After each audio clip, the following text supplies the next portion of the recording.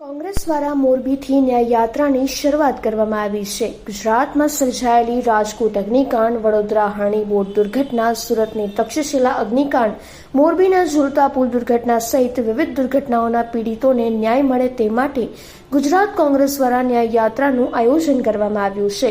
ત્યારે રાજકોટમાં આ ન્યાય યાત્રા ગઈકાલે જ પહોંચી હતી। આજે રાજકોટમાં ન્યાય યાત્રાના બીજા દિવસે સવારના 27 પદયાત્રીઓ દ્વારા મૃતકોને ટીઆરપી ગેમ ઝોન કે જ્યાં આ અગ્નિકાંડ સર્જાયો હતો ત્યાં શ્રદ્ધાંજલિ પાઠવવામાં આવી હતી।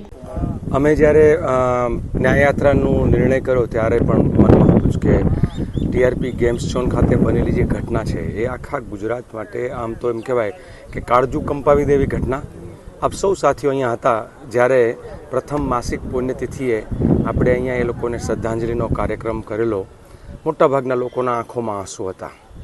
રાજકોટની જનતાએ પણ 25 તારીખે જે રીતે બંધ પાડ્યો 25 જૂનના રોજ એ એટલો અદ્ભુત ઘટના હતી કે રાજકોટના આમ કહે સૌરાષ્ટ્રનું હૃદય એટલે રાજકોટ, આ હૃદયની સંવેદના મરી નથી ગઈ એવું રાજકોટવાસીઓએ તે દિવસે સિદ્ધ કરીને બતાવ્યું અને આપ સૌ એના માટે લડતા હતા। એટલા જ માટે આજે એવું માનીએ છીએ કે ભાઈ અહીંયાથી જ્યારે ન્યાય યાત્રા નીકળે છે, જેના માટે આ ન્યાય યાત્રા છે, જેના પરિવારજનો માટે આ ન્યાય યાત્રા છે, એટલે અહીંથી નીકળતા 27 પદયાત્રીઓ, આમ તો પદયાત્રીઓ ઘણા છે પણ અમે 27 મૃતકો એવો જ્યારે સરકારી આંકડો છે તો એ 27 અહીંયા અમારા જે પદયાત્રીઓ છે એ અહીંયા મીણબત્તીથી શ્રદ્ધાંજલિ આપવાનો કાર્યક્રમ કરશે।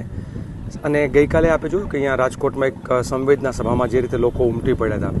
અમે ઈચ્છીએ છીએ કે શાસકોમાં સંવેદના જાગે અને મૃતકોના પરિવારોને ન્યાય મળે અને દોષીઓને સજા થાય। આ એકમાત્ર સમજણ સાથે આ ન્યાયયાત્રા જે છે અહીંથી ગાંધીનગર સુધી જવાની છે। આપ સૌનો આભાર કે આપે આવી ઘટનાઓને ઉજાગર કરવાનો પણ એક સમાજના અરીસા તરીકે આપ ભૂમિકા કરો છો। ધન્યવાદ।